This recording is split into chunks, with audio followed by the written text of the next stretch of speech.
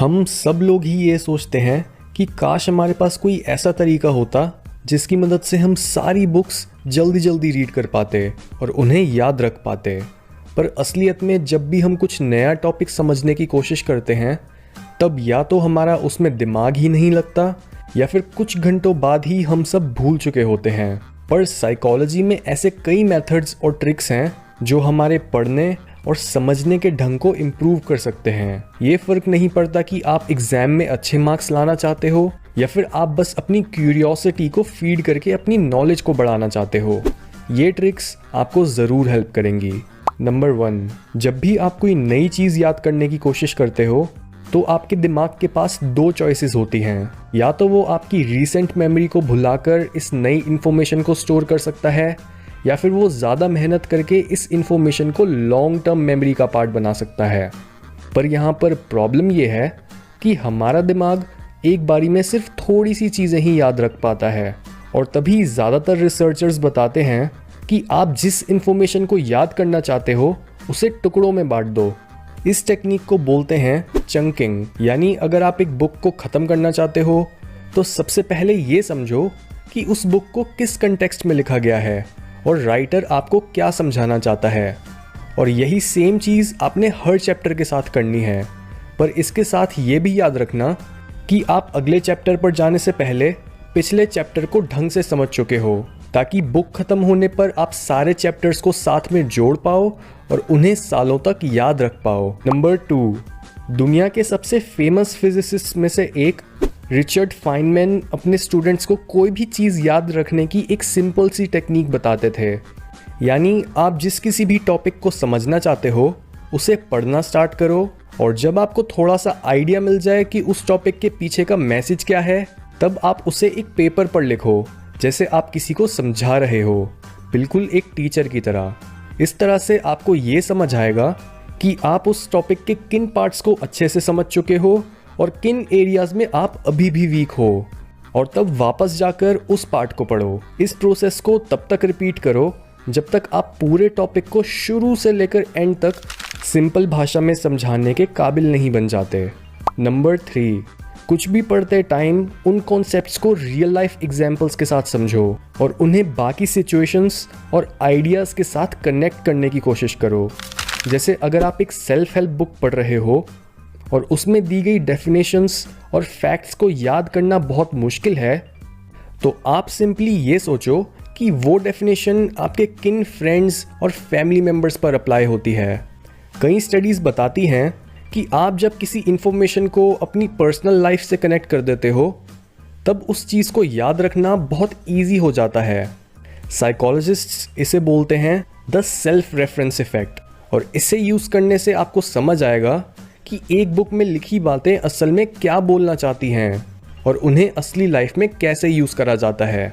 Number 4, अपने दिमाग के बारे में ये समझो कि वो इतना छोटा होने के बाद भी बॉडी के काफ़ी सारे रिसोर्सेज को कंज्यूम करता है, जिसकी वजह से पढ़ते टाइम हर घंटे एटलीस्ट 10 मिनट का ब्रेक लेना बहुत ज़रूरी होता है ताकि आपके दिमाग को थोड़ा रेस्ट मिल सके और जो आपने पढ़ा है आप उसके बारे में सोच सको। जितना आप अपनी स्टडीज़ को डिस्ट्रीब्यूट करोगे उतना इफ़ेक्टिवली आपका दिमाग उस नई इन्फॉर्मेशन को डाइजेस्ट कर पाएगा। यही रीज़न है कि क्यों ज़्यादातर स्कूल्स और कॉलेजेस में एक क्लास सिर्फ 45 मिनट से लेकर 1 घंटे की ही होती है। नंबर 5, कॉग्निटिव साइकोलॉजिस्ट्स ये जानते हैं कि हमारा दिमाग किसी भी इन्फॉर्मेशन को एक कंप्यूटर की तरह प्रोसेस करता है क्योंकि कंप्यूटर्स और इवन हमारे फ़ोन्स डिवाइस की एफिशिएंसी बढ़ाने के लिए लिमिटेड ऐप्स और टैब्स को खुले रखते हैं और पुरानी ऐप्स जो फ्रीक्वेंटली यूज़ नहीं हो रही उन्हें क्लोज़ कर देते हैं। सिमिलरली हमारा दिमाग भी सबसे ज़्यादा एफिशिएंटली काम करता है जब हम एक टाइम पर सिर्फ एक सब्जेक्ट और एक टॉपिक पर फोकस करते हैं। इसे बोलते हैं सीरियल प्रोसेसिंग। नंबर 6, पढ़ाई में कंसंट्रेट करते टाइम आपके एनवायरनमेंट में डोमिनेंट कलर कौन सा है ये भी आपकी लर्निंग कैपेसिटी को अफेक्ट करता है क्योंकि कलर्स हमारे मूड और बिहेवियर को काफ़ी स्ट्रांगली इन्फ्लुएंस कर सकते हैं और कई एक्सपेरिमेंट्स बताते हैं कि ब्लू कलर के अलग अलग शेड्स हमारी कंसंट्रेशन, मेंटल क्लैरिटी और इवन प्रोडक्टिविटी को बढ़ा सकते हैं। तो ट्राई करो कि जब भी आप पढ़ने बैठो, आप या तो अपने आसपास ब्लू कलर की कोई भी चीज़ रखो जिस पर आपकी बार बार नज़र जाए, या फिर आप सिंपली एक ब्लू हाइलाइटर को यूज़ कर सकते हो। नंबर 7, 1938 में साइकोलॉजिस्ट BF स्किनर ने अपने कई एक्सपेरिमेंट्स में देखा कि लोगों के एक काम को ख़त्म करने के चांसेस बहुत बढ़ जाते हैं जब उन्हें उससे कुछ पॉजिटिव आउटकम मिलता है। ये एक असाइनमेंट के ग्रेड्स भी हो सकते हैं और कुछ इंटरेस्टिंग पढ़ने के बाद की क्यूरियोसिटी भी। पर आप इस टेक्निक को यूज़ करने के लिए अपने दिमाग को ट्रिक भी कर सकते हो। जैसे अगर आप ज़्यादा देर तक पढ़ाई में ध्यान नहीं लगा पाते तो वो इसलिए होता है क्योंकि आपके दिमाग को बार बार डोपामीन मिलने की आदत हो जाती है, और आपको इस हैबिट से बाहर निकलने के लिए अपने आप को बताना पड़ेगा कि आपको तब तक कोई रिवॉर्ड नहीं मिलेगा जब तक आप अपनी पढ़ाई पूरी नहीं कर लेते।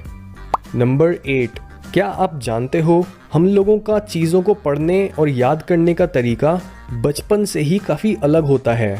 कई लोग अकेले रहकर पढ़ पाते हैं, कई लोगों को ग्रुप डिस्कशंस चाहिए होती हैं, कईयों के लिए डायग्राम्स और इमेजेस के साथ समझना आसान रहता है, और कई लोग उस टॉपिक की वीडियो देखना प्रेफर करते हैं। जिसका मतलब हर इंसान का लर्निंग स्टाइल दूसरों से काफ़ी अलग हो सकता है।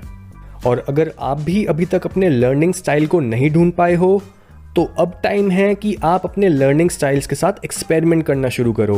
नंबर 9, ये पॉइंट आपकी मेंटल और फिजिकल हेल्थ के बारे में है। यानी अगर आप जल्दी जल्दी नई नॉलेज गेन करना चाहते हो और आपकी डाइट, सोने का रूटीन और आपका हैप्पीनेस लेवल सही पॉइंट पर नहीं है तो आप मेंटली, इमोशनली या फिजिकली एग्जॉस्टेड फील करोगे। और फिर चाहे आप कितनी ही लर्निंग और मेमोराइजिंग टेक्निक्स ढूंढ लो, आप कुछ भी ज़्यादा टाइम तक याद रख ही नहीं पाओगे।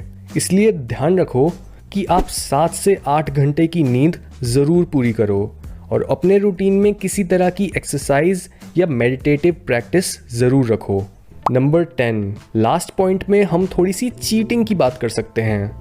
यानी अगर आपको कोई टॉपिक जल्दी से समझना है पर आपकी कंसंट्रेशन बार बार पढ़ाई से हट रही है तो आपके पास अपने दिमाग को हैक करने के लिए कई ऑप्शंस हैं। जैसे ज़्यादातर हम पढ़ते टाइम कोई बेवरेज प्रेफर करते हैं, इसी के लिए ये ग्रीन टी हो सकती है और इवन चॉकलेट मिल्क या कॉफ़ी। पर क्या आप जानते हो अलग अलग टाइप की ड्रिंक्स आपके दिमाग को एक यूनिक स्टेट में ले जा सकती हैं।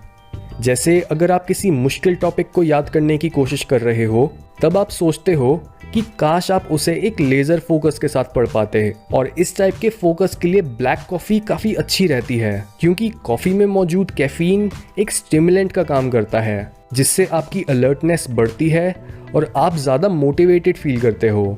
सेकेंडली, अगर आपको अपने अंदर की क्रिएटिविटी जगानी है तो आपको लेज़र फोकस नहीं बल्कि कुछ इस तरह का फोकस चाहिए जो एक प्रॉब्लम को इनडायरेक्ट और नई अप्रोचेस के साथ सॉल्व करे।